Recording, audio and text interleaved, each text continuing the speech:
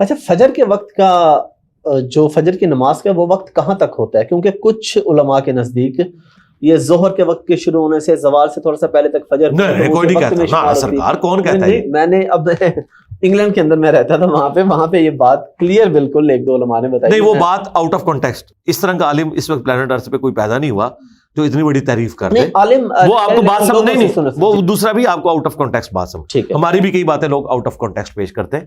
وہ انہوں نے جو بات کی ہے نا وہ اور بات ہے, وہ میں آپ کو بتاتا ہوں کیا ہے. فجر کا وقت صبح صادق سے لے کے یعنی ختم سحری سے لے کے سورج کے طلوع ہونے تک ہے, سن رائز تک. جی ہاں ٹھیک ہے. یہ بریلوی دیوبندی اہل حدیث اہل تشیع سب کے نزدیک, حنفی شافعی مالکی حنبلی سب کے نزدیک ہے. اس میں کوئی دوسری رائے نہیں ہے. ٹھیک ہے.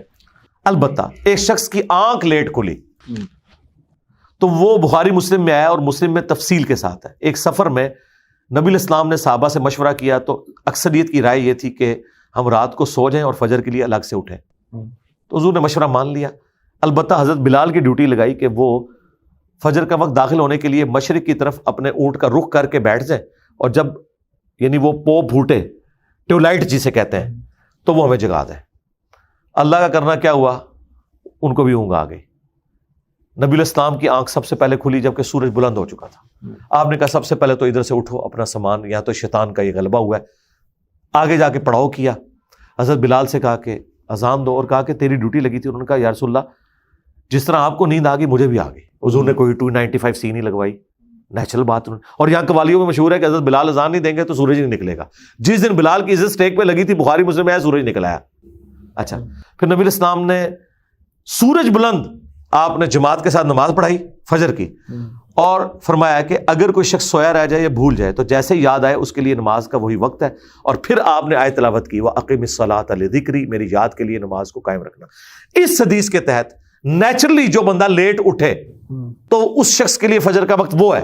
یہ نہیں ہے کہ حضور صحابہ کہتے تھے کہ سوئے رہو خیر ہے جس ٹائم مرضی اٹھ کے, نہ یہ کام نہیں ہے. ویسے بھی مسئلہ بتا دیں کہ جو سویا ہوا ہے یا جو وہ الگ, لیکن روٹین نہ بنائے. وہی شخص آفس کے لیے تو فجر کے وقت اٹھے, اگر اس کا فورن ٹور آ جائے تو فجر سے پہلے بھی وہ ایئرپورٹ پہنچاؤ, نماز کی باری یہ سویا رہ جائے.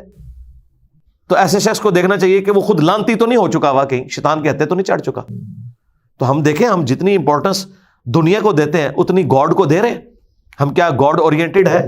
لوگ کہتے ہیں جی آنکھ نہیں کھلتی. میں کہتا ہوں جی آنکھ کیا, آج گورنمنٹ اناؤنسمنٹ کرے نا کہ جو فجر کی نماز جماعت کے ساتھ مسجد کی پہلی صف میں ادا کرے گا فی نماز $1000 اسے دیے جائیں گے.